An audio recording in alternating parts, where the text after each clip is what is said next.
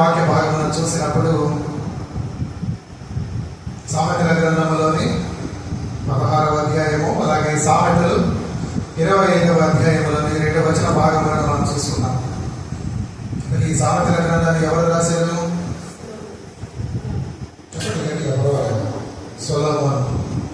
సొలొమోనే రాశారా? మొత్తం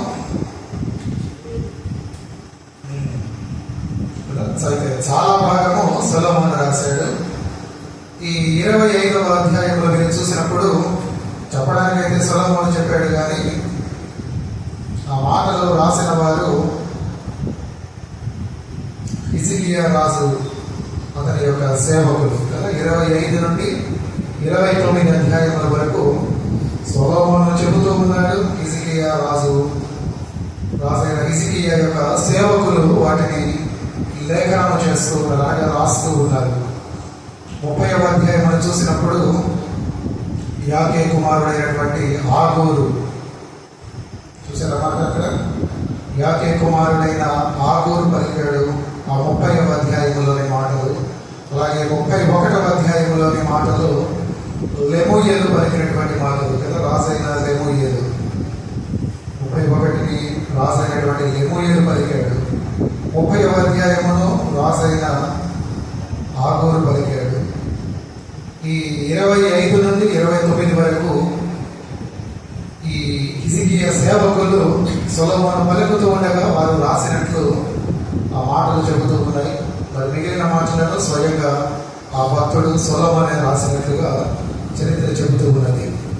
అయితే మనం ఎంచుకున్నటువంటి వాక్య భాగము ఈ 16వ అధ్యాయంలోని 32వ వచనము కదా. అక్కడ రాయబడి ఉన్న మాట, పరాక్రమశాలి కంటే దీర్ఘశాంతము గలవాడు శ్రేష్ఠుడు, పట్టణమును పట్టుకుని వారి కంటే తన మనస్సును స్వాధీనపరుచుకునేవాడు శ్రేష్ఠుడు. అలాగే ఈ 25వ అధ్యాయంలోని 28వ వచనాన్ని కూడా మనం చదువుకున్నాం.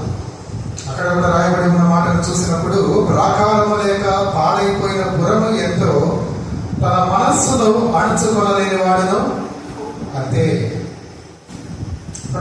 ప్రియులారా, మరి ఆ 2 వాక్య భాగాలను మనం చూసినప్పుడు అక్కడ మనకు ప్రత్యేకముగా ఆ భక్తుడు ఏ విషయము గురించి మాట్లాడుతూ ఉన్నాడు?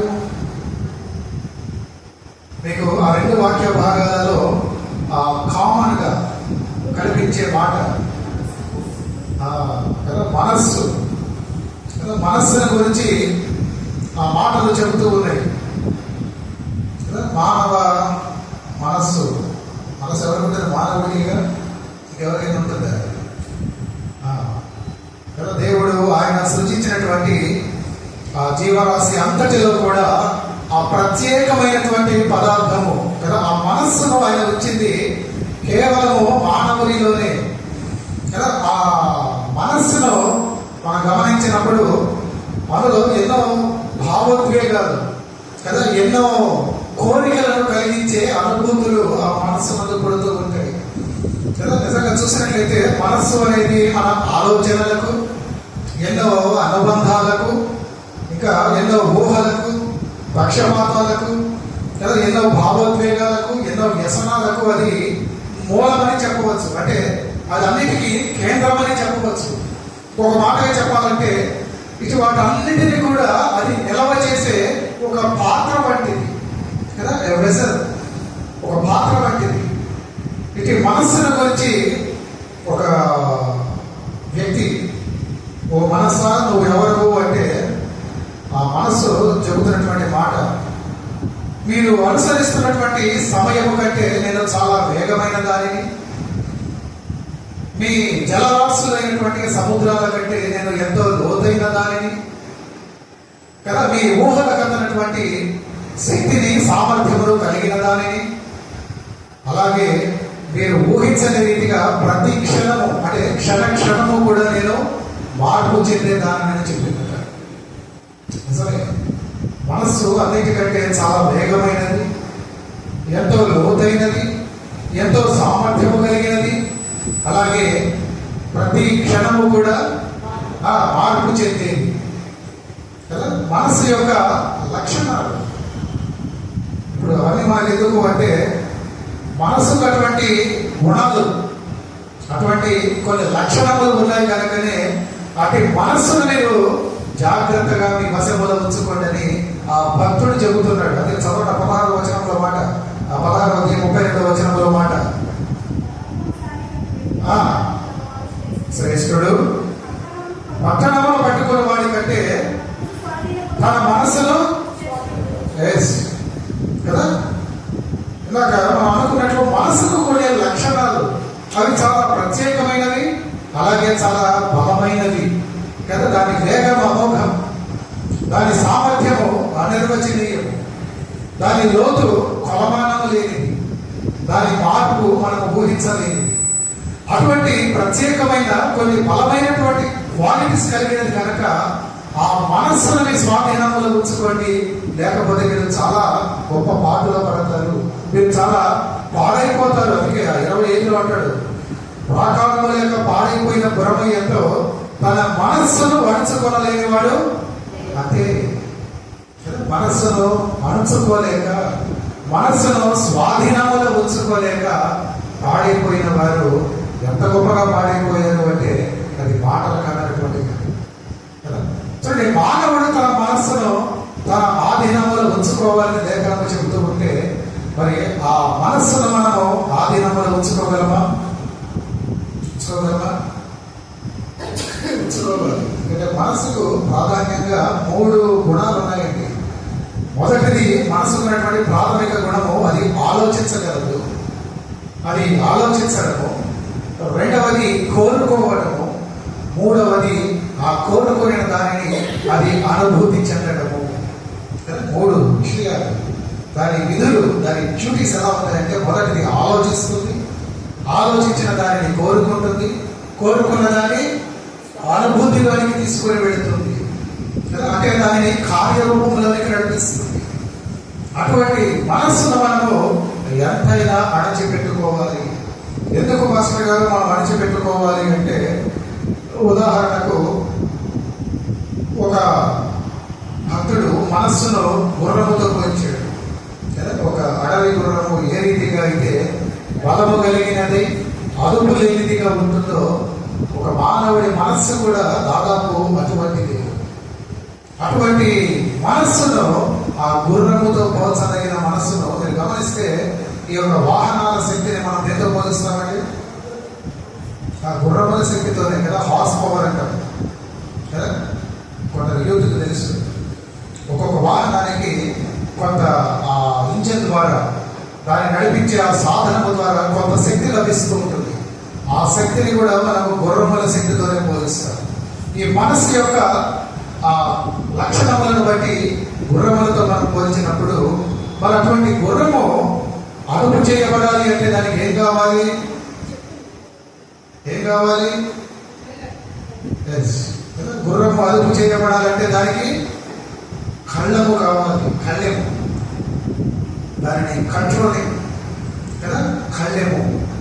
ఇప్పుడు ఈ కళ్ళెము వేయబడినటువంటి ఈ గుర్రము కదా, లేదా ఈ అదుపు చేయబడినటువంటి మనస్సును మనము కలిగి ఉండకపోతే అందువల్ల కలిగే అనర్థాలు ఏంటో ఆ రీతిగా కొందరు వ్యక్తులను మనం చూస్తూ ఈ యొక్క వాక్య భాగాన్ని, ఈ యొక్క ధ్యానాంశం మనం ముగించుకునే ప్రయత్నం చేద్దాం. ఆ రీతిగా చూసినప్పుడు మన మనస్సును మనం ఎంతవరకు అదుపు చేయగలము, లేదా దానిని వశపరచుకోగలమనే విషయాలను మనం చూస్తూ, ఆ రీతిగా వశపరచుకోలేని పక్షంలో మనము కొంత వ్యక్తులను చూడాలనుకుంటే, మొదటగా ఒక వ్యక్తిని చూద్దామండి. ఒకసారి సమూయేలు 2వ గ్రంథానికి రండి. త్వరగా నాకు వాక్య సహాయం చూపించగలుగుతూ ఉంటే మొదలుగా సమూయేలు రాసినటువంటి 2వ గ్రంథములో 13వ అధ్యాయంలో 1వ వచనాన్ని చదవండి.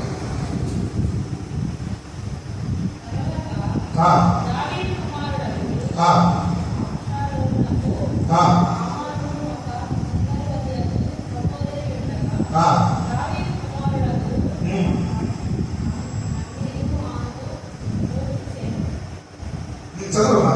తామారు కన్య అయినందున ఆమెకు ఏమి చేయవలెనన్నో దుర్లభమని ఆత్మను గ్రహించి చిత్తాక్రాంతుడై తన చెల్లెలైన తామారును బట్టి చిక్కిపోయాను.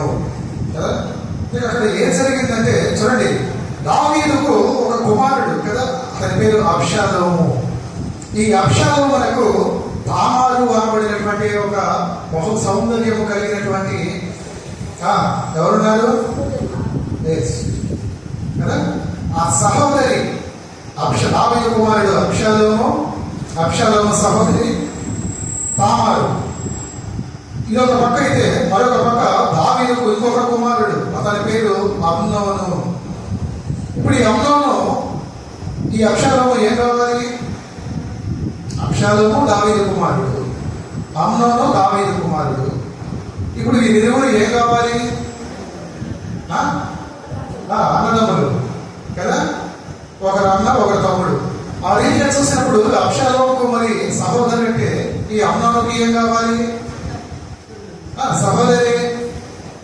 మరి ఆ రీతిగా సహోదరిగా ఉన్నటువంటి ఆమెను చూడండి, అమ్నోను చేసిన పని అంటే ఆ తామారు యొక్క ఆ యొక్క సుందరానికి కదా, ఆ యొక్క సౌందర్యానికి అతను ఎంతగానో మోహించిన వాడై అతను చెరపట్టి ఆమెను శయనించి ఆమెను అవమానపరిచాడు. మీరు అధ్యాయంలో చూడొచ్చండి కదా. ఆ రీతిగా చెల్లెలతో కదా, తన చెల్లెలు కావచ్చు లేదా వయసు నుంచి అక్క కావచ్చు, తన సహోదరితో అతను శయనించి ఆమెను అవమానపరిచినట్లుగా అక్కడ వాక్య భాగంలో ఉంది కదా. ఈ వాక్య భాగంలో బట్టి చూస్తే అతను తన సహోదరితో శయనించిన వాడి తర్వాత మీరు చూడొచ్చు అతని గతి ఏమైందంటే, ఈ అమ్నోను చేతిలో అతను ఏమవుతాడో తెలుసా మీకు? ఏమవుతాడు చూడండి, 28వ వచనంలో మీరు చూస్తే ఈ అబ్షాలోము పగబట్టి ఈ అమ్నోను అతను సంహరించినట్లుగా లేదా చంపినట్లుగా మనం చూస్తాం కదా. అబ్షాలోము కుట్రబూని తన పని వారి చేత అమ్నోను చంపించినట్లుగా ఈ 28, 29 వచనాలలో మీరు చూడవచ్చు. చూసారా? అంతలో అబ్షాలోము తన పని వారిని పిలిచి, అమ్నోను ద్రాక్షారసం వలన సంతోషి అయి ఉండగా మీరు కనిపెట్టి ఉండి అమ్నోను హతము చేయుడని నేను మీతో చెప్పినప్పుడు భయపడక అతని చంపుడి. చాలు చాలు, మీరు చూస్తే అధ్యాయం ఎండింగ్లో అతను చనిపోతాడు కదా.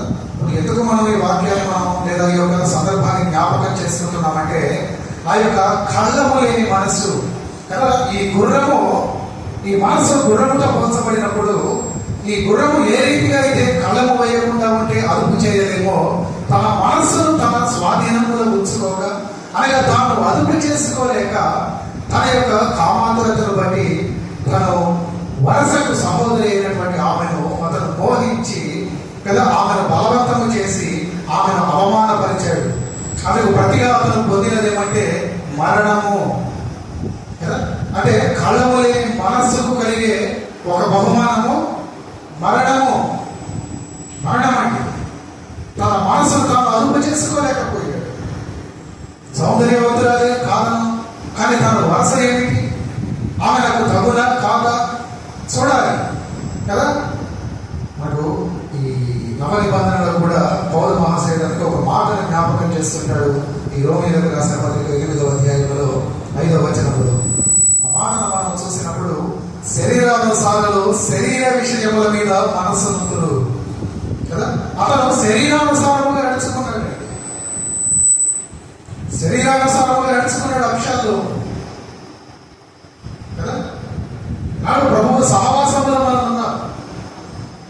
ప్రభువు సహవాసంలో ఉన్నప్పుడు ఆయన ఆత్మ చేత మనం ముద్రించబడినప్పుడు మనం ఆత్మానుసారుల వల్ల నడుచుకోవాలి తప్ప ఏ రీతిగా నడుచుకోకూడదు, శరీరానుసారముగా నడుచుకోనరాదు కదా. ఈనాడు చూస్తూ ఉన్నాం సమాజంలో కదా, ఎక్కువగా మనం చూసినప్పుడు ఈ పులిని చూసి నక్కవాత పెట్టుకున్న రీతిగా ఎక్కువగా వెస్టర్న్ కల్చర్ అండి, వెస్టర్న్ కల్చర్ కదా. ఆ క్రమము లేనటువంటి వారి వివాహాలు లేదా క్రమము లేనటువంటి వారి యొక్క బాంధవ్యాలు కదా. ఒక విధముగా చెప్పాలంటే వారు ఏ దేశంలో ఉన్నా ఎక్కడ ఉన్నా తగని పని.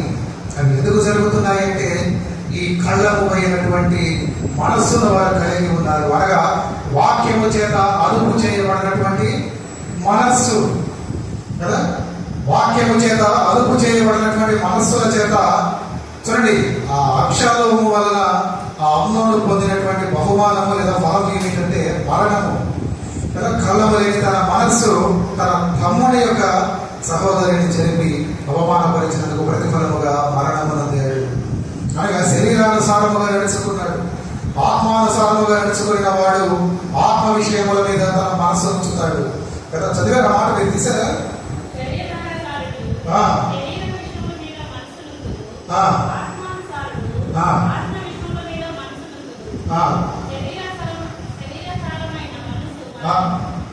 శరీరానుసారమైన మనస్సు ఎగ్జాక్ట్లీ. ఇప్పుడు అమ్నోను విషయంలో ఏం జరిగింది? శరీరానుసారమైన మనసు అనగా తన శరీరేచ్ఛను నెరవేర్చుకునే ఆ మనస్సును అతను కలిగి ఉన్నాడు. అతనికి మరణం ప్రాప్తించిందా, జీవం కలిగిందా? మరణము కదా. చదువు. అయితే ఆత్మానుసారమైన మనస్సు జీవమును సమాధానమును కదా. ఇదే మాటను పౌలు మహాశయుడు ఈ గలతీ సంఘానికి రాస్తూ 5వ అధ్యాయం 16వ వచనంలో కూడా తెలుపుతూ ఉంటాడు. నేను చెప్పున్నది ఏమనగా ఆత్మానుసారముగా నడుచుకోండి, అప్పుడు మీరు శరీర ఇచ్ఛను నెరవేర్చరు కదండి. ఎందుకంటే కింద చూడండి, శరీరము ఆత్మకును ఆత్మ శరీరమునకును అవి రెండు కూడా ఎప్పుడు పరస్పరము ఒకదానికి ఒకటి వ్యతిరేకముగా నడుచుకుంటూ ఉంటాయి. వ్యతిరేకముగా ఉంటాయి. ఒక వ్యక్తి ఒక సమయంలో చెప్పలేదు ఏమని, తన శరీర క్రియలను నెరవేర్చుకుంటూనే నేను ఆత్మానుసారముగా నడుచుకుంటున్నానండి చెప్పలేదండి. ఎందుకంటే ఆ రెండు కూడా ఎప్పుడు ఒకదానికొకటి వ్యతిరేకముగా పనిచేస్తూ ఉంటాయి. అనగా కళ్ళము లేని మనస్సు ఒక్కొక్కసారి మనకు మరణమునకు దారి తీయచ్చు. అమ్మాన విషయంలో మనం చూశాం, అదుపు చేయలేని తన మనస్సును, అదుపు లేనటువంటి కళ్ళము లేనటువంటి తన మనస్సుకు ప్రతిగా అతను పొందుకున్నది తుదకు మరణము. ఇంకొక వ్యక్తిని మనం చూద్దాం, గుర్తుపెట్టుకోండి మాటలు మీరు కదా. రెండవది, కళ్ళము లేనటువంటి ఆ మనస్సును కలిగినందుకు చూడండి, ఆ కామాతురత వలన ఒక వ్యక్తి రాజ్యభ్రష్టుడిగా మిగిలిపోయాడు. ఊహించగలరా ఎవరు? అందరికీ బాగుగా తెలిసిన వ్యక్తి. ఇంకా ఒక హింట్ అందించాలంటే, ఇప్పుడు మనం చదువుతున్న ఈ గ్రంథమును రచించిన వ్యక్తి సొలొమోను. దావీదు రాజభ్రష్టుడు కాలేదు, సొలొమోను రాజభ్రష్టుడు అయ్యాడు కదా. ఈ మొదటి రాసిన గ్రంథము 4వ అధ్యాయంలో మీరు చూడండి 29వ వచనం. ఇశ్రాయేలు రాజుగా దావీదు ఉన్నప్పుడు, అతడు వృద్ధుడైనప్పుడు తన యొక్క కుమారుడైనటువంటి సొలొమోనుకు అతను దైవ సంకల్పానుసారంగా రాజుగా పట్టాభిషేకం చేశాడు కదా. ఆ సొలొమోనును దేవుడు స్వప్నములో కనబడి నీకు ఏమి కావాలో కోరుకోవంటే, ఆయన ఆ సమయములకు తగినదే కోరుకున్నాడు. ఎందుకంటే కోరుకున్నది నీవు నాకు ఇచ్చిన అధికారమును బట్టి, నీవు నాకు ఇచ్చిన గొప్ప బాధ్యతను బట్టి దానికి క్రమముగా నేను నిర్వర్తించడానికి నాకు వేరే ఏది అక్కర్లేదు, కానీ నాకు కావాల్సిన జ్ఞానమును నీవు నాకు అనుగ్రహించు కదా.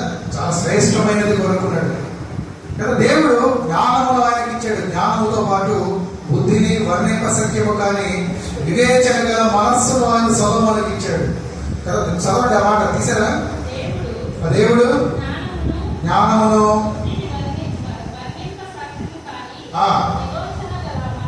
వివేచన గల మనస్సును అండర్లైన్ చేసుకోండి ఆ మాట అక్కడ చదువు. కనుక సొలొమోనుకు కలిగిన జ్ఞానము తూర్పు దేశస్థుల జ్ఞానము కంటేనో ఐగుప్తీయుల జ్ఞానం అంతటి కంటేనో అధికమై ఉండేను. అతడు సమస్తమైన వారి కంటేనో యెజ్రాహీయుడైన ఏతాను కంటేనో మహోలు కుమారుడైన హేమాను కల్కోలు దర్దాను వారి కంటేనో జ్ఞానవంతుడై ఉండేను. దేవుడి నుండి ఆయన పొందుకున్నటువంటి ఆ జ్ఞానము, ఆ జ్ఞానమును బట్టి ఆయన మనస్సు ఏ రీతిగా ఇవ్వబడిందంటే, అతను ఆ జ్ఞానము చేత ఎంతటి ఖ్యాతిని గాంచాడంటే ఆనాటి దేశంలో ఎవరు లేరండి. ఆనాటి కాలంలో లేదా ఆనాటి లోకములో ఎవరు కూడా సొలొమోనుకు కలిగినంతటి జ్ఞానము కానీ, ఇలా జ్ఞానము వలన ఆయన పొందినటువంటి పేరు ప్రఖ్యాతలు కానీ ఎవరు కూడా పొందలేదని దైవోక్తి చాలా స్పష్టంగా చెబుతూ ఉంది కదా.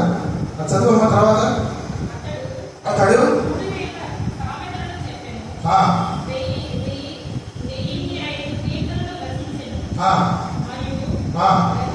లెబానోనులో ఉండు దేవదారు వృక్షమునే గాని, గోడలో నుండి మొలచు ఇస్సోపు మొక్కలే గాని చెట్లన్నిటిని గురించి అతడు రాశాను. మరియు మృగములు, పక్షులు, ప్రాకు జంతువులు, జలచరములు అని వాటన్నిటిని గురించి అతడు రాశాను కదా. చూడండి, అతను మొదట దేవుడిని అడిగిన విధానములో దేవుడు ఆయన విషయంలో సంతోషపడి ఆయన మనస్సును ఎటువంటి జ్ఞానముతో నింపాడు అంటే, ఆయన రాయడానికి ఈ లోకములో ఆయన ఎంచని పదార్థము లేదు కదా. జనరల్గా ఒక మాట అంటుంటాం, కవికి కాదేది కవితకు అనర్హము. విన్నారా మాట ఎప్పుడైనా? ఒక కవి ఒక కవితను రాయదలిస్తే ఈ సృష్టిలో అతనికి కనబడే ప్రతి విషయాన్ని అతను వాడుకోగలడు. అది చెట్లు కాదు, చేమలు కాదు, పురుగులు కాదు, పక్షులు కాదు, పురుషులు కాదు, స్త్రీలు కాదు. ఆ రీతిగా దేవుడు సొలొమోనును దీవించాడు. ఆ రీతిగా అతని మనస్సు మొదట గొప్ప జ్ఞానము కలిగిన మనస్సుగా నింపబడింది. అయితే మనం తర్వాత చూసినప్పుడు రాజుల మొదటి గ్రంథంలో మన 11వ అధ్యాయంలో చదవలేదు కానీ నేను చెబుతాను, తర్వాత చదువుకోలేదు. అటు జ్ఞానము కలిగినటువంటి సొలొమోనును చూడండి, ఒక మాటను కూడా పలికాడు. తర్వాత ఈ మోయాబీయులు, ఎదోమీయులు, అమ్మోనీయులు, సీదోనీయులు, హిత్తీయులు అనే జనులు వారి హృదయాలను వారి దేవతల తట్టు కదా, మన హృదయాలను వారి దేవతల తట్టు తిప్పుతారు కనుక వారితో సహవాసము చేయకూడదని చెప్పి తుదకు తానేమైపోయాడంటే, ఈ చెప్పిన జాతుల వారందరితోనూ అతను పొత్తు కలిగి ఉన్నాడు. కొందరితో సహవాసము చేశాడు, మరికొందరితో ఆ వివాహమును బట్టి అతను బంధమును కలుపుకున్నాడు. దావీదుకి ఎంతమంది అండి భార్యలు? ఎంతమంది?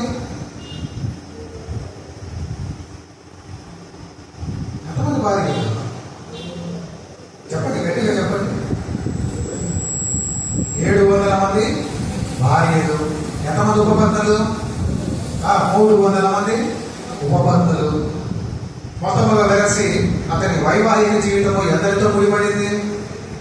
1000 మందితో కదా. దేవుడి ఆజ్ఞను ఉల్లంఘన చేసేసాడు కదండి. దేవుడి ఆజ్ఞను నీవు ఒక స్త్రీకే నీవు కట్టుబడి ఉండాలన్న ఆజ్ఞను ఉల్లంఘించాడు.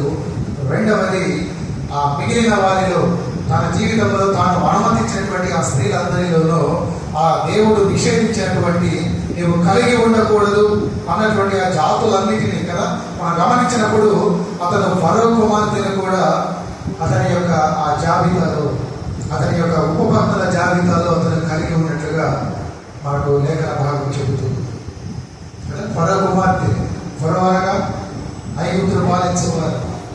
ఐగుప్తీయులు దేవుడికి ఇష్టడా? దేవుడి జనాంగమా? అటు జనాంగం అయితే దేవుడు వారితోనే ఇశ్రాయేలీయులను కలిసి ఉండనిచ్చేవాడు కదా కదండి. అటువంటి ఫరో కుమార్తెతో మొదలు ఈ దేవుడు వద్దు అని చెప్పబడినటువంటి ఈ మోయాబీయులు, ఎదోమీయులు, అమ్మోనీయులు, అయితే వీరందరి ఫలితము చూడండి. అతని భార్యలు అతని హృదయం ఆఖరికి ఏం చేశారంటే దేవుడి తట్టు నుండి తిప్పివేశారు. అంటే ఒకనాడు దేవుడితో ముఖాముఖిగా మాట్లాడినటువంటి సొలొమోను దేవుడు ఆ సొలొమోను పలికితే జవాబునిచ్చే దేవుడు అటువంటి ఒక సహవాసమును ఇటు వారందరితో కలిసి ఉన్నప్పుడు కోల్పోయాడు కదా. దేవుడికి అవిధేయముగా దేవుడి నుండి అతని హృదయాన్ని వారందరూ కూడా ఏం చేశారంటే తిప్పివేశారు కదా. అతడు వృద్ధుడైనప్పుడు ఉంటే చూడండి ఆ మాటలు మొదటి రాజుల గ్రంథంలో 11వ అధ్యాయంలో ఉంటాయి ఆ మాటలు. సొలొమోను వృద్ధుడైనప్పుడు అతని భార్యలు అతని హృదయమును ఇతర దేవతల తట్టు త్రిప్పగా అతని తండ్రి అయిన దావీదు హృదయము వలె అతని హృదయము దేవుడైన యెహోవా ఎడల యథార్థము కాకపోయేను కదా. చూడండి ఆ సొలొమోను ఆ రీతిగా దేవుడు అప్పటికి దేవుడు హెచ్చరించాడు 1-2 మార్లు, ఒకసారి కాదు కదా. జీవితంలో దేవుడు ఎప్పుడు కూడా ఒక విశ్వాసికి లేదా అతన్ని అనుసరించే వారికి రెండవ మారు అవకాశం ఇస్తాడు. అయితే ఈ సొలొమోను ఇచ్చినటువంటి 2 మార్లు కదా, రెండవ మారు అవకాశం అని కూడా అక్కడ ఉంటున్న మాట, నీవు ఇతర దేవతలను వెంబడింపవలదని అతనికి ఆజ్ఞాపించినను సొలొమోను హృదయము ఆయన యొద్ద నుండి తొలగిపోయేను. ఇటువంటి హృదయం తొలగిపోయింది, ఆ జ్ఞానము కలిగినటువంటి హృదయము. ఖచ్చితంగా మనం ఒక మాట జ్ఞాపకం చేసుకున్నాం. సొలొమోనుకు కలిగిన ఆ జ్ఞానము ఎవరి వలన కలిగింది? ఆ వివేచన కలిగిన జ్ఞానము ఎవరి నుండి కలిగింది? దేవుడి నుండి. ఇప్పుడు దేవుడు ఆ హృదయం ఆయన నుండి తీసివేశాడు. అంటే ఆయన జ్ఞానం ఆయన నుండి తొలగిపోయింది. ఇప్పుడు ఆ జ్ఞానమును బట్టి ఆయన సంపాదించినటువంటి ఆ పేరు ప్రఖ్యాతులు, ఆ కీర్తి కదా, అవన్నీ కూడా ఆయన నుండి తొలగిపోయింది. చూసినప్పుడు చివరికి అతడు రాజ్యభ్రష్టుడిగా మిగిలిపోయాడు. అప్పటి వరకు ఒకటే రాజ్యముగా ఉన్నటువంటి ఇశ్రాయేలు ఈ సొలొమోను పరిపాలనతో కాస్త 2గా విభజించింది కదా. ఒకటి యూదా రాజ్యముగా, 2 ఇశ్రాయేల్ కదా. అందులోనే కొంత భాగం యూదాగా మారిపోయింది, యూదాగా చీలిపోయింది. అంటే ఒక వ్యక్తి పరిపాలనలో ఎంతగానో ఖ్యాతించవలసినటువంటి ఒక రాజ్యము కాస్త 2 రాజ్యాలుగా విభజించుకుపోయింది. ఎందుకు ఇదంతా జరిగిందంటే ఆ కళ్ళము లేనటువంటి అతని యొక్క హృదయమును బట్టి దేవుడు విశేషమైన జ్ఞానమును ఇచ్చాడు. కానీ ఆ జ్ఞానమును తిరిగి ఆయన మరలా తీసేసుకున్నాడు. ఎందుకంటే దేవుడికి అవిధేయముగా నడుచుకున్నాడు కనుక తన హృదయములో ఆ కామాతురతను అతను ఆపుకోలేకపోయాడు కనుక అనేక మందిని ఆయన భార్యలుగా, ఉపపత్తులుగా, ఇంకా చెప్పాలంటే వారిలో దేవుడు వద్దు అని చెప్పినటువంటి ఆ తెగల వారందరినీ కూడా ఆయన తన సహవాసములో కలిగి ఉన్నాడు. గమనిస్తున్నారండి. మొదట కళ్ళము లేని మనస్సు వలన ఒకరు ప్రాణమును పోగొట్టుకుంటే, ఒకరు మరణమును చూస్తే, ఈ కళ్ళము లేనటువంటి మనసు, అదుపు లేనటువంటి మనస్సు వలన గొప్ప పేరు ప్రఖ్యాతులు కాచినటువంటి సొలొమోను ఏమయ్యాడు? రాజ్యభ్రష్టుడైపోయాడు కదా. ఎంతో అవమానమును, అపకీర్తిగా ఆయన మూట కట్టుకున్నట్లుగా మనం చూస్తూ ఉన్నాము. రెండవసారి రోమపత్రిక 7వ వచనం కంటిన్యూషన్ కలిగి ఇక్కడ రాయబడి ఉన్న మాటలు, శరీరానుసారమైన మనస్సు దేవునికి విరోధమైనది. ఈ సొలొమోను చేసిందని శరీర సుఖాలను ఆయన నెరవేర్చుకోవడానికి కదా, తన శరీరానికి కావాల్సిన ఆ సుఖమును కదా, ఆ యొక్క కంఫర్ట్స్ అతను అందించడానికి అతను ఏమైపోయాడు అంటే అతి మనస్సును కలిగి అతి శరీరమును సుఖపెట్టే ప్రాసెస్ లో ఆ పద్ధతిలో అతను దేవుడికి విరోధమైపోయాడు. చదివారు వాక్యాన్ని? ఏలైనగా శరీరానుసారమైన మనస్సు దేవుడికి విరోధమైనది, అది దేవుని ధర్మశాస్త్రములకు లోబడదు, ఏమాత్రమును లోబడలేరదు. కాగా శరీర స్వభావము గలవారు దేవుడిని సంతోషపరచలేరు. సొలొమోను జీవితంలో మనం చూస్తున్నాం, శరీరానుసారముగా నడుచుకున్నాడు. దేవుడు వారించాడు, 1-2 మార్లు హెచ్చరించాడు, అయినప్పటికీ వినలేదు. దేవుని తట్టు అతని హృదయాన్ని తిప్పి వేసుకున్నాడు కనుక ఆ దేవుడు అతని నుండి ఆ మనస్సును కదా, ఆ హృదయాన్ని తీసివేశాడు. దేవుని ఆత్మ మనలో నివసించినప్పుడు చూడండి, ఆత్మ స్వభావము గలవారుగా మనం ఉండాలి తప్ప శరీర స్వభావము గలవారుగా మనం ఉండకూడదు. ఇదే కోవలోకి మరొక వ్యక్తిని మనం జ్ఞాపకం చేసుకుంటే సంసోను, దేవుని ఆత్మను పొందుకున్న వ్యక్తి, దేవుని ఆత్మను పొందుకున్న వ్యక్తి. ఆ మాట పాత నిబంధన అంతటిలో కూడా ఎవరికీ వ్రాయబడలేదు. అతడు నా హృదయానుసారుడు అని పిలువబడిన దావీదుకు కూడా మాట ఆపాదించబడలేదు. దేవుడు మరెంతో ఘనముగా వాడుకున్నటువంటి ఏలియా, ఎలీషాలకు కూడా మాట వ్రాయబడలేదు. అతడు నా స్నేహితుడు అని పిలువబడినటువంటి అబ్రహాముకు కూడా మాట ఆపాదించలేదండి. దేవుడి ఆత్మను పొందుకున్నటువంటి ఏకైక వ్యక్తి మిస్టర్ సంసోను. కానీ అటువంటి సంసోను కూడా ఇటువంటి కావాలకు అనగా ఆ శరీర క్రియలకు అతని జీవితంలో శోధించినందువల్ల తుదకు ఏమైపోయాడు? గుడ్డివాడైపోయాడు కదా. దేవుడి ఆత్మ అతని నుండి తొలగిపోయి తుదకు మరణమును చూశాడు. అదుపు లేని మనస్సు అనగా కళ్ళము లేనటువంటి మనస్సు. ఈ కళ్ళము లేని మనస్సుకు 1-2 మరణమును చూస్తే మరొకరు తనకు పొందుకొనినటువంటి జ్ఞానమును పోగొట్టుకొని రాజ్యభ్రష్టుడిగా మిగిలిపోయాడు కదా.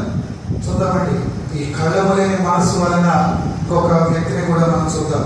ఈ కళ్ళము లేని మనస్సు మరొకరిని ఏం చేసిందంటే, ఒకసారి రాజుల 2వ గ్రంథానికి రండి. రాజుల 2వ గ్రంథము 5వ అధ్యాయంలో 22వ వచనంలో నుండి కొన్ని మాటలు మనం చూసినప్పుడు, ఈ సిరియా రాజు అయినటువంటి సిరియా రాజు యొక్క సైన్యాధిపతి అయినటువంటి ఎవరతను నయమానకు కుష్ఠరోగం ఉంది. అయితే దైవజనుడైనటువంటి ఆ ప్రవక్త అయినటువంటి ఎలీషా చెప్పినట్లు అతని యోర్దానులో 7 మార్లు మునిగి స్వస్థత పొందలేదా? పొంది అందుకు కృతజ్ఞతగా ఈ ఎలీషాకు అతను కొన్ని వస్త్రములను కొంత వెండిని బహుమతిగా ఇవ్వాలని ఆశపడినప్పుడు ఎలీషా వాటిని తిరస్కరించాడు. అయితే ఎలీషా దగ్గర ఒక వ్యక్తి ఉన్నాడు, అతనికి సహాయకుడు ఎవరు? గేహాజీ కదా. మా బాస్ తీసుకోకపోయాడు, పర్వాలేదు, ఆయన నన్ను తీసుకొని రమ్మన్నాడని కదా ఈ ఎలీషా పేరు మీద వెళ్ళి అవన్నీ కూడా పొందుకున్నాడు. చూస్తున్నారు మీరు వాక్యంలో రాజుల 2వ గ్రంథం 5వ అధ్యాయంలో 22వ వచనం నుండి మనం చూసినప్పుడు మాటలు కనబడుతూ ఉంటాయి.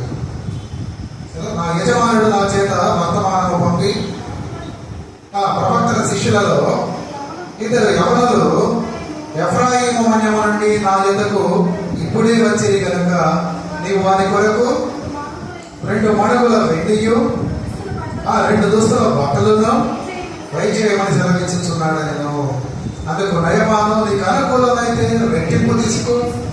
రెట్టింపు వెండి తీసుకోమని బతిమాలి 2 సంవత్సరాలలో 4 మణుగుల వెండి కట్టి 2 దుస్తుల బట్టలనిచ్చి తన పని వారిలో 2 మీద వాటిని వేయగా వారు గేహాజీ ముందర వాటిని మోసుకొని పోయి కదా. ఆ రీతిగా వస్తున్నటువంటి గేహాజీని ఎలీషా ఎదుర్కొన్నాడు, ప్రశ్నించాడు. నువ్వు ఎక్కడి నుండి వస్తున్నావు గేహాజీ? ఎక్కడ నుండి వస్తున్నావు చెబుతాడు గేహాజీతో కదా. ద్రవ్యమును, వస్త్రములను, ఒలీవ చెట్లను, తోటలను, ద్రాక్ష తోటలను, గొర్రెలను, ఎట్లను, దాసీలను సంపాదించుకోవడానికి ఇది సమయమా? కాబట్టి నయమానుకు కలిగిన కుష్టు నీకును నీ సంతతికి సర్వకాలము అంటియుండును అని చెప్పగా వాడు మంచు వలె తెల్లనైన కుష్ఠము కలిగి ఎలీషా ఎదుట నుండి బయటకు వెళ్ళెను. ఏం జరిగినప్పుడు ఇప్పుడు మీకు ఏమర్థమైంది? ఈ కళ్ళము లేని మనస్సు కదా, ధనాపేక్ష, మొదటిది కామాతురతలో, రెండవది ఈ యొక్క దేవుడు చెప్పినటువంటి లేదా దేవుడు అనుగ్రహించినటువంటి జ్ఞానము విషయములో, మూడవది ఈ యొక్క ధనాపేక్ష విషయములో కళ్ళము లేని మనస్సుకు కలిగిన పరిణామం ఏంటంటే కుష్ఠు రోగము. మొదటిది మరణము, రెండవది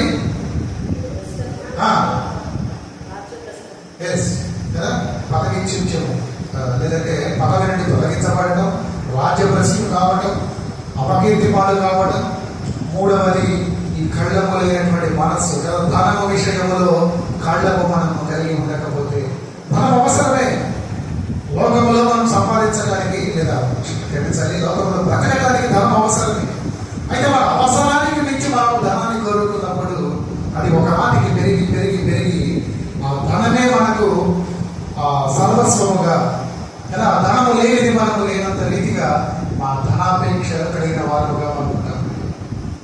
గేహాజీ విషయంలో చూశారు, అతను కోరిన దానికంటే ఎక్కువగా వస్తుంటాడు. వద్దు అనలేదు, ఎక్కడికి నీకు ఎక్కువైనా ఇస్తుంటే నాకేంటి రాని, అలాగే రాని, 2 సెంటర్లు ఇస్తున్నావా లెక్కి నాకు ఎక్కువ. మొదటి ఏమయ్యాడండి, తను ఒక్కడే కాదు, తన కుటుంబం అంతటికి కొంతకాలము కాదు సర్వకాలము. ఎంత బాధాకరమైన విషయం కదా. కళ్ళమనేటువంటి ధనాపేక్ష గల మనస్సుకు ఆ సర్వకాలము కుటుంబానికి కుష్ఠు రోగము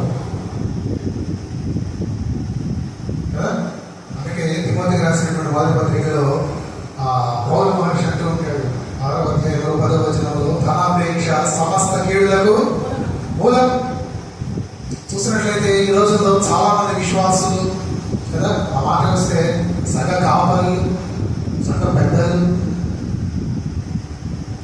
ధనాపేక్షతో తమ విశ్వాసం నుండి తొలగిపోయి భ్రష్టులైపోతున్నారు. ఒక విధంగా చెప్పాలంటే తమ నాశనము తామే కొని తెచ్చుకుంటున్నారు. ఈ నయమాలకు మనకు పెద్ద తేడా లేదు.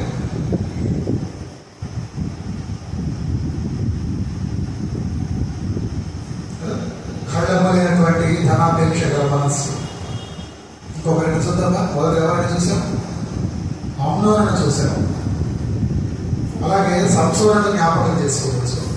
రెండవది సొలొమోనుని జ్ఞాపకం చేసుకోవచ్చు. మూడవది గెహాజీని. నాలుగవ వ్యక్తిని చూద్దాం. ఎందుకు మాత్రం మనం ధ్యానం చేస్తున్నామంటే, ఆ భక్తుడు అంటున్నాడు, నీ మనస్సును నీవు స్వాధీనపరచుకుంటే నువ్వు చాలా శ్రేష్ఠుడవు. You are very great man. చాలా గొప్పవాడి. నువ్వు ఒక పట్టణాన్ని నువ్వు గెలుచుకోవచ్చు. అది కాదు గొప్పతనం. నీ మనస్సును నీవు గెలుచుకుంటే, అంటే నీ మనస్సును నీవు స్వాధీనపరచుకుంటే, అంటే నీ మనస్సు నీ ఆధీనంలో ఉంటే నీవు గొప్పవాడు. ఇప్పుడు మనస్సులో ఆధీనంలో ఉంచుకోక మనం చూస్తున్నటువంటి ఈ వ్యక్తులందరూ కూడా నశించిపోయారు. పలు విధాల మరణాలను చూసిన వారు ఉన్నారు, రాజ్యభ్రష్టులైపోయిన వారు ఉన్నారు కదా. రోగము తనకి కాక తన కుటుంబం అంతటికి సర్వకాలానికి రోగాన్ని కొని తెచ్చుకున్న వారు ఉన్నారు. చూద్దాం, ఇంకొకరిని చూద్దాం. ఈ మనసుకు కళ్ళెము వేసుకోక చూడండి, మరొక వ్యక్తి దేవుని యొక్క ప్రతిష్ఠితమైనటువంటి పాత్రలలో ఆ యొక్క ద్రాక్షరసమును త్రాగి హతుడైపోయాడు. ఎవరై ఉంటారు? బెల్షాజరు కదా. దానియేలు గ్రంథంలో కనబడతాడు మానవుడు మనకు 5వ అధ్యాయంలో కదా. ఎందుకంటే ఎవరు? మరి తండ్రి కూడా చాలా పేరుగా వచ్చిన వాడే, మనకు తెలుసు. చెప్పండి ఎవరు?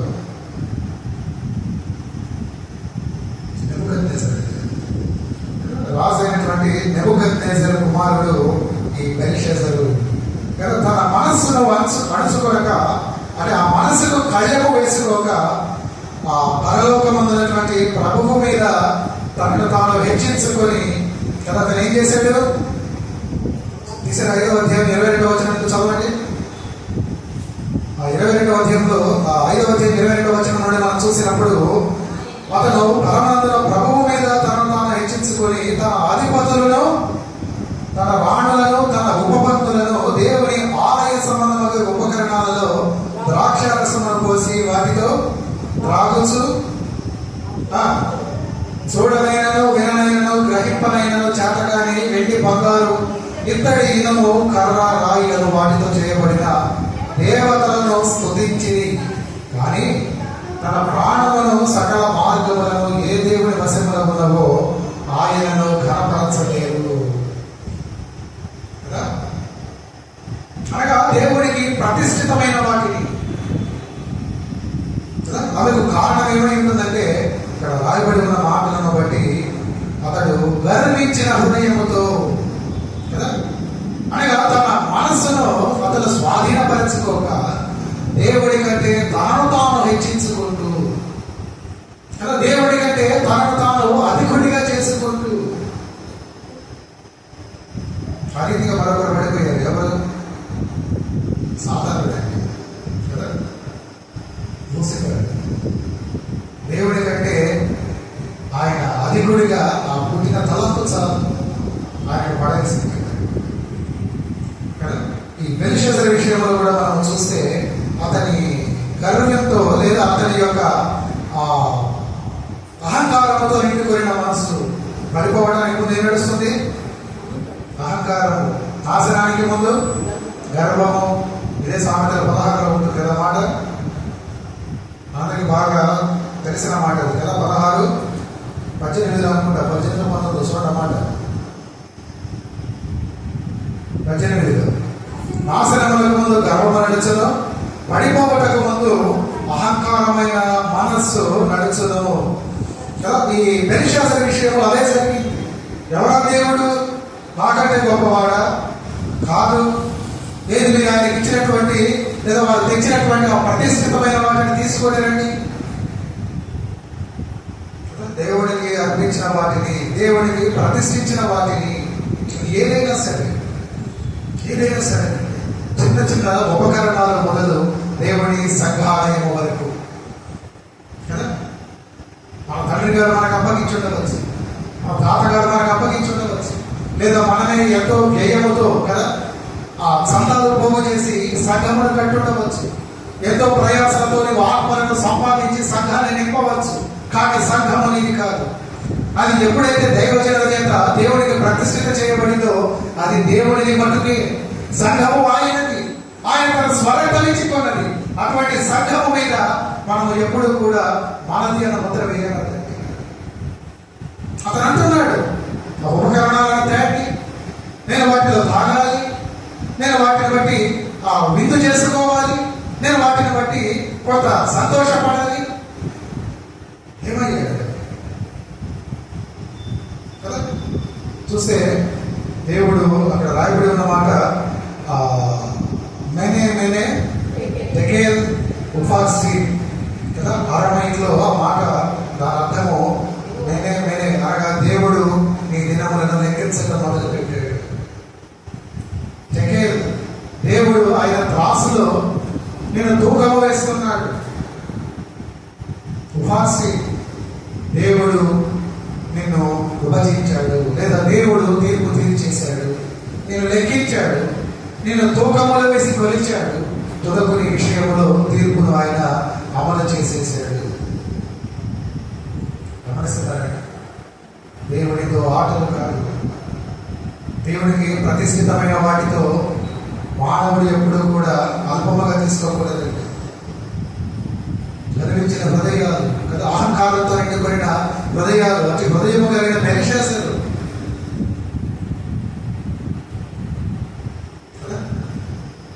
మనసుకు కళ్ళెము వేసుకోక, తనను తాను తగ్గించుకోక, నిజదేవునితో సత్యదేవునితో జీవము కలిగిన దేవునితో ఆటలాడి తన మరణమునకు తానే కారణమయ్యాడు. అతని హయాములో కూడా అతని తర్వాత రాజ్యము రెండుగా విభజించబడింది. చూస్తున్నారండి, ఆ రీతిగా తమ శరీరమును క్షమించారు, తమ మనసును కళ్ళెము వేసుకోక వారు ఎటువంటి పాటలు పడ్డారు. ఆ అదుపు లేని కళ్ళెము లేని మనస్సు వలన ఇద్దరు మరణమును చూస్తే, ఒకరు భ్రష్టులైపోతే, రాజ్య భ్రష్టులైపోతే, అపకీర్తిని సంపాదించకపోతే, లేదా మరొకరు తనకు తన కుటుంబానికి సర్వకాలానికి రోగమును కొని తెచ్చుకుంటే, మరొకరు అదే రీతిగా భ్రష్టులైపోయారు. అదుపు లేని మనస్సు. అందుకని భక్తుడు అంటున్నాడు, నీ మనస్సును స్వాధీనపరచుకో. స్వాధీనము లేని మనస్సులు వీళ్ళవి, అనగా కళ్ళెము లేనటువంటి గుర్రముల వంటి మనస్సులు వీళ్ళవి. కానీ ఈ కళ్ళెము వంటి లేదా కళ్ళెము వేయబడిన గుర్రము వలె తమ మనస్సు ఆధీనంలో ఉంచుకున్న వ్యక్తిని కూడా ఒకరిని చూపిస్తూ నేను ముగించేస్తాను. యెషయా గ్రంథంలో 1వ అధ్యాయంలోకి 1వ వచనం నుండి ఇక్కడ రాయబడిన మాటలను మనం చూసినప్పుడు, పారసీక దేశపు రాజైనటువంటి కోరేషు ఏలుబడిలో 1వ సంవత్సరమునందు ఇర్మియా ద్వారా పలకబడిన వాక్యము కదా. కోరేషును ప్రేరేపించినప్పుడు అతడు తన రాజ్యమంతటా చాటింపు వేయించి ఆ రీతిగా చెబుతున్నాడు, ఆకాశమందరి దేవుడైన యెహోవా లోకమందున్న సకల జనములను నా వశము చేసి, చదవండి, యూదా దేశమందున్న యెరూషలేములో తనకు మందిరములు కట్టించమన్న ఆజ్ఞను నాకు ఇచ్చి ఉన్నాడు.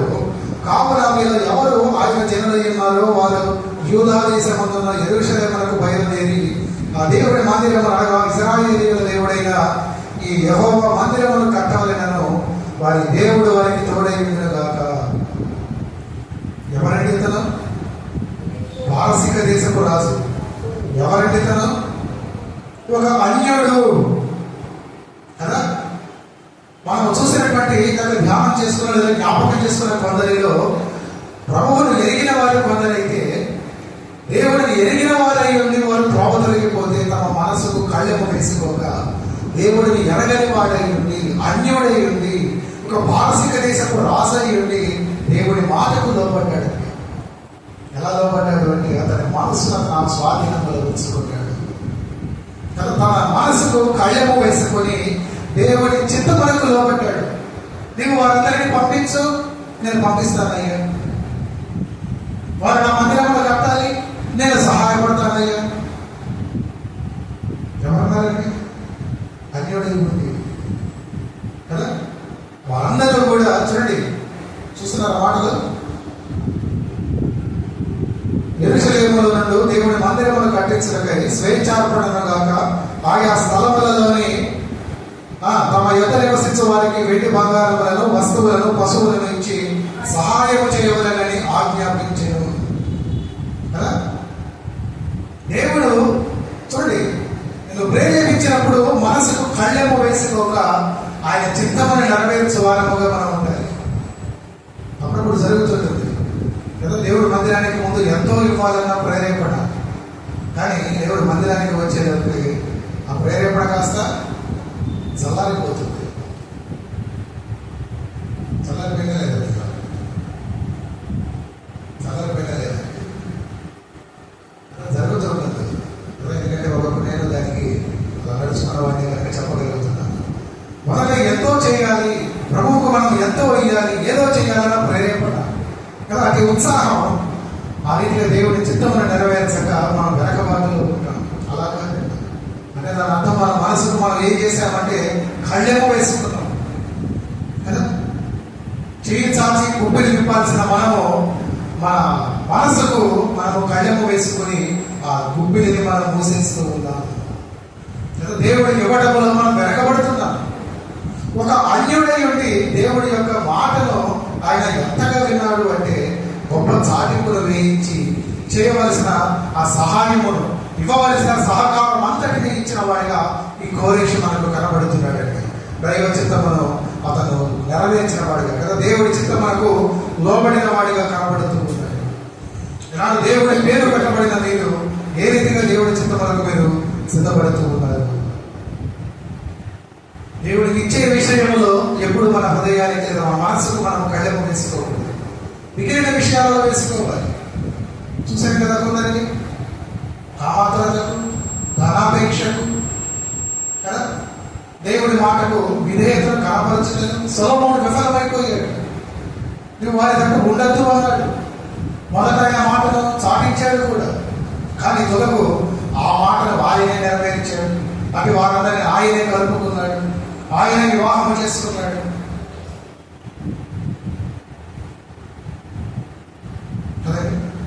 ఈ లోక మర్యాదను మనము అనుసరించక ఆ ఉత్తమమైన దానిని, సంపూర్ణమైన దానిని కదా, దేవుడికి అనుకూలమైన దానిని మనము చేసేవారముగా ఉండాలని, ఆ రీతిగా దేవుడి చిత్తమేదో మనం పరీక్షించి తెలుసుకోవాలనేది దేవుడి యొక్క ఉద్దేశం. రోమ పత్రికలో రాయబడి ఉంటే మాట, ఈ లోక మర్యాదను అనుసరింపక అంటే దాని అర్థం మీరు మీ శరీరానుసారమైన మనస్సు తట్టు మీరు తిరగక, ఆ మనస్సును అనుసరించి మీరు నడవక, ఏది ఉత్తమమైనదో, ఏది అనుకూలమైనదో, ఏది సంపూర్ణమైనదో మీరు దానిని పరీక్షించి ఆ మాటని అండర్లైన్ చేసుకోవాలి. అంటే దాని అర్థం మీరు 1-2 సార్లు దానిని వెరిఫై చేసి ఇది దేవుడి చిత్తమా కాదా, ఇది దేవుడికి అనుకూలమైనదా కాదా, ఇది దేవుడు నన్ను అడుగుతున్నాడా లేదా.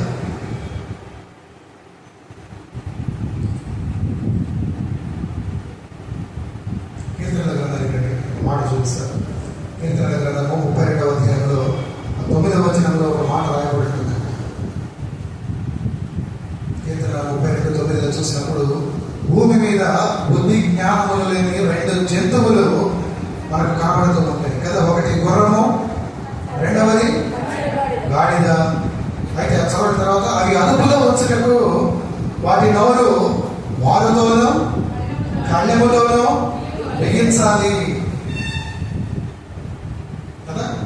కానీ కొందరు భక్తుల నోటిని మనము అదుపడడానికి ఏం వాడాలి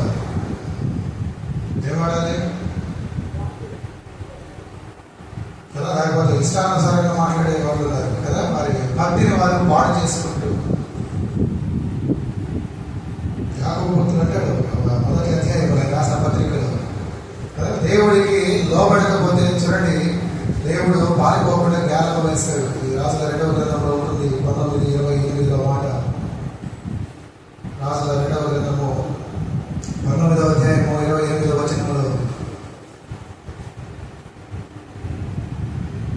నా కళ్ళము నీ నోటిలో పెట్టి నిన్ను మళ్ళించను. ఏంటంటే దేవుడు వాడి కళ్ళము, దేవుడు వాడి కళ్ళము ఆయన ఆత్మే కదా. మనల్ని అదుపు చేయగలిగేది దేవుడి యొక్క ఆత్మే. దేవుడి ఆత్మ వలననే మనం అదుపు చేయగలమండి, అదుపు చేయబడగలము కదా. దేవుడికి విరోధమైన ఆత్మ కలిగిన వాడు అదుపు లేకుండా ఉంటే దేవుని ఆత్మ చేత మనము అదుపు చేయబడగలము. ఆ మాటలు చెబుతూ ఉంది. దేవుని ఆత్మ చేత మీరు చూడండి, ఒక విషయాన్ని మనం జ్ఞాపకం చేసుకుంటే కదా, మన ప్రభువు ఆ దేవుడి ఆత్మ చేత అరణ్యంలో నడిపింపబడ్డాడు కనుక ఆయన అపవాది వచ్చినా కూడా శోధింపబడినప్పటికీ లొంగిపోయాడు. శోధనకి లొంగిపోయాడు మన ప్రభువు. ఆయన ఉపవాసం కొరకు అరణ్యంలోనికి వెళ్ళాడు. దేవుడు ఆత్మ చేత ప్రేరేపించబడి అరణ్యంలోనికి నడిపించబడ్డాడు. ఆ ఉపవాస దినంలో పూర్తయి ఆయన ముగించుకొని వస్తున్నాడు. అపవాది ఎదుర్కొన్నాడు, అపవాది శోధించాడు. అపవాదిని ఆయన జయించాడా లేదా అపవాది శోధనకి లొంగిపోయాడా? జయించాడు. ఎలా సాధ్యపడింది? దేవుడి ఆత్మ చేత నడిపించబడ్డాడు. ఎలాంటి దేవుడి ఆత్మ చేత నీవు నడిపించబడితే నీవు కూడా ఎటువంటి శోధనకు లొంగవండి. అంటే దాని అర్థం నీ మనస్సులో అదుపు చేసే సాధారణ మీద నువ్వు అధికారాలను చేయగలవు. మనం ధ్యానం చేసిన వారందరూ కూడా అతి అదుపు లేని వారే, అపవాది చేత ప్రేరేపించబడిన వారి కదా. వారి ఏ విషయములో వారు అదుపు కలిగి ఉండలేదు. ధనాపేక్ష విషయములు, కామాతురత విషయములు, దేవుని ఆత్మను వారు క్రమమైన విధానంలో వాడుకునే విషయములు, అందు ఫలితంగా మరణమును చూశారు. పదవీ భ్రష్టులు అయిపోయారు కదా. రోగమును కొని తెచ్చుకున్నారు. వారి కుటుంబముతో సహా భ్రష్టులైపోయారు. కానీ అన్యుడై ఉండి కోరేషు మనకు దేవుడు చిత్తమును జరిగించిన వాడిగా తన మనస్సును అదుపులో ఉంచుకున్నాడు కనుక దేవుడి మాటకు లోబడ్డాడు. దేవుడు వాడుకుంటాడు. ఆయన చిత్తమునకు లోబడే వారైతే అన్యజనులను కూడా వాడుకుంటాడు అనే దానికి ఇది ఒక ఉదాహరణ.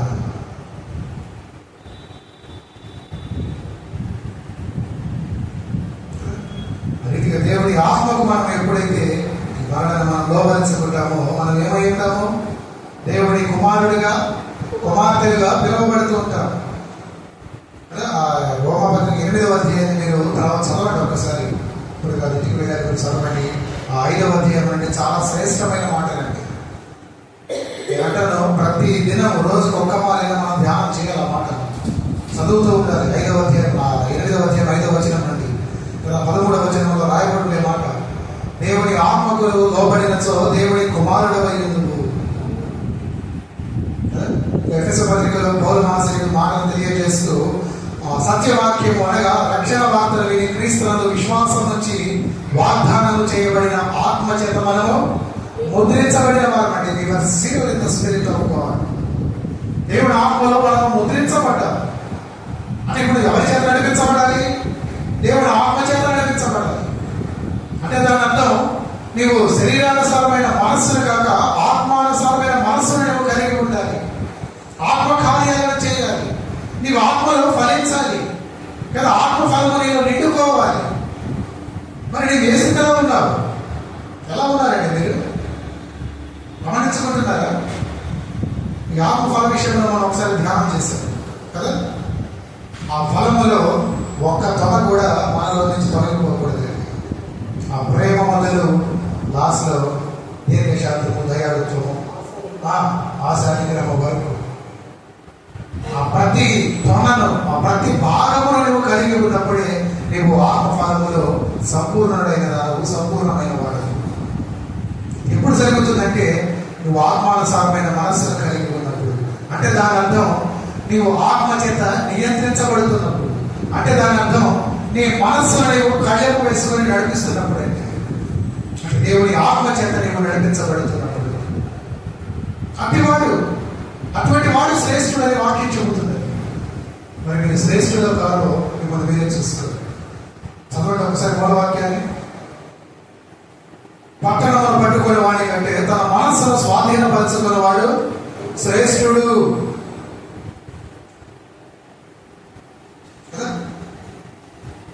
శక్తి చేతనేనో బలము చేతనేనో కాక దేవుని ఆత్మ ద్వారానే మన మనస్సుకు మనం సంఖ్యలు వేసి దేవునికి వ్యతిరేకమైన పనులు చేయకుండా ఉండగలమని జకర్యా గ్రంథం 4వ అధ్యాయంలో ఉంటుందన్నమాట. మీరు దేని చేత నడిపించబడుతున్నారు? మీరు ఎవరికి దాసులుగా ఉంటున్నారు? ఒక మాటను చూపించేస్తారు, ముగించేస్తారు. పేతురు మహాశయుడు రాసిన 2వ పత్రిక చూడండి. 2వ పేతురు పత్రిక 2వ అధ్యాయం 19వ వచనంలో సెకండ్ పోర్షన్, సెకండ్ హాఫ్ లో ఒక మాట ఉంటుంది. ఇక్కడ రాయబడి ఉన్న మాట,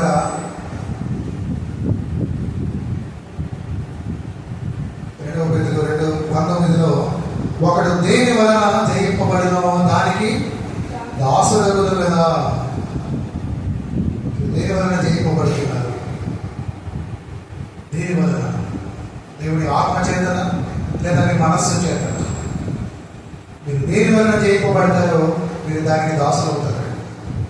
దేవుడి ఆత్మ చేత మీరు జయింపబడితే దేవుడి ఆత్మకు మీరు దాసులై అటు ఆత్మానుసారమైన మనస్సును మీరు కలిగి ఉంటూ ఆత్మ క్రియలు నెరవేరుస్తూ ప్రభువును సంతోషపరిచే వారిగా మీరు ఉంటారు. లేదు మీ మనస్సును మీ మనస్సు మీ మీద నియంత్రణ చేస్తూ మిమ్మల్ని స్వాధీనపరచుకుంటే శరీరానుసారులుగా శరీర క్రియలను నెరవేర్చే వారిగా దేవుడికి విరోధముగా మీరు ఉంటారు. ఏ రీతిగా ఉంటున్నారో, ఏ రీతిగా ఉండాలనుకుంటున్నారో మీకు మీరే ప్రశ్న వేసుకోండి. వాక్యం చెబుతున్న మాట, మీరు శ్రేష్ఠులు అనబడాలి అంటే మీ మనస్సును మీరు స్వాధీనపరచుకోవాలి. అంటే మీ మనస్సుకు మీరు కళ్ళెము వేయాలి. కళ్ళెము లేని మనస్సు, కళ్ళెము లేని గుర్రము చాలా ప్రమాదకరమైనది. కళ్ళెము లేని మనస్సును బట్టి అందరూ ఎన్ని రకాలుగా వారు గొప్ప పాటను వారు అనుభవించడం మనం చూశారు.